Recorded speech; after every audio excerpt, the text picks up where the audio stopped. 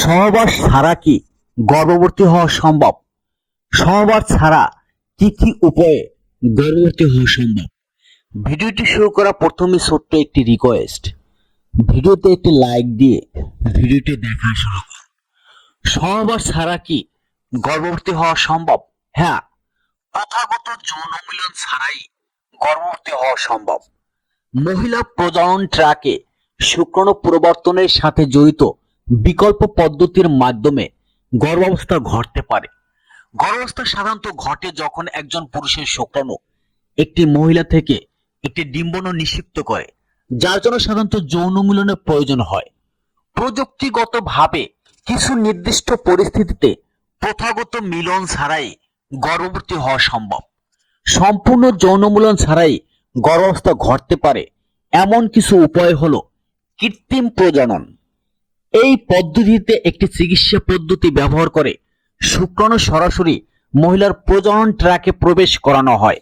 এটি বিভিন্ন কারণে ব্যবহার করা যেতে পারে, যেমন উর্বরতার সমস্যা বা এমন ক্ষেত্রে যেখানে একজন পুরুষ সঙ্গীর শুক্রাণু স্বাভাবিকভাবে প্রবর্তন করা যায় না।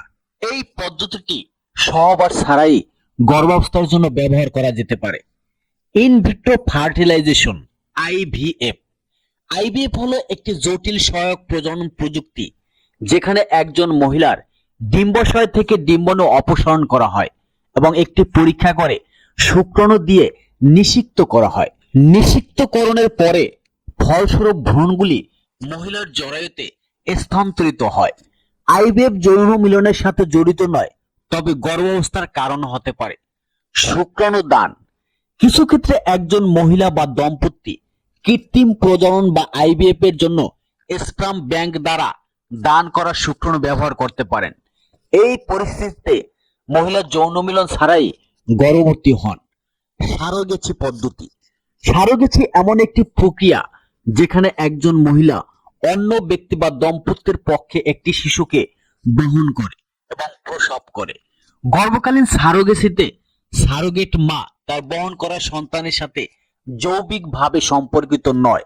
এই ধরনের ক্ষেত্রে অভিপ্রেত পিতামাতার মধ্যে মিলন ছাড়াই গর্ভাবস্থা অর্জন করা হয়।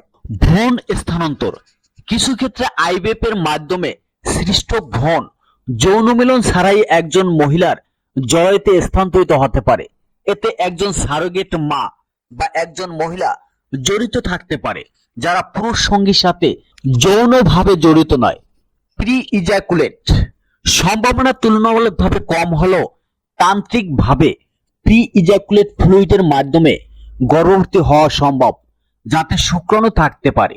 এটি ঘটতে পারে যদি পূর্বের বীজপাত্রের শুক্রাণু মূত্রনালীতে উপস্থিত থাকে এবং যৌন কার্যকলাপের সময় প্রাক বীজপাত্রের সাথে মিশে যায়।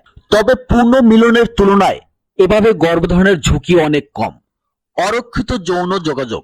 প্রথাগত অর্থে সহবাস না করলেও যৌনাঙ্গ থেকে যৌনাঙ্গ বা যৌনাঙ্গ থেকে যোনিপথের সংস্পর্শে যদি শুক্রাণু যোনির সংস্পর্শে আসে তাহলে গর্ভধারণের সম্ভাবনা রয়েছে।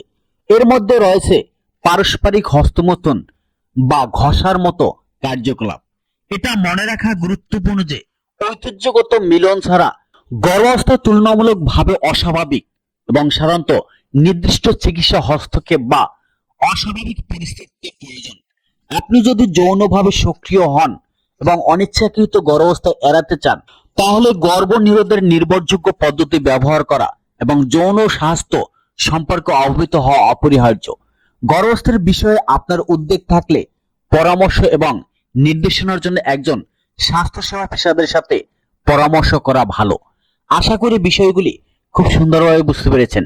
ভিডিও সম্পর্কে যদি কোনো প্রশ্ন কিংবা মতামত থাকে তবে তা কমেন্ট বক্সে উল্লেখ করুন আর ভিডিওটি জনস্বার্থে শেয়ার করুন।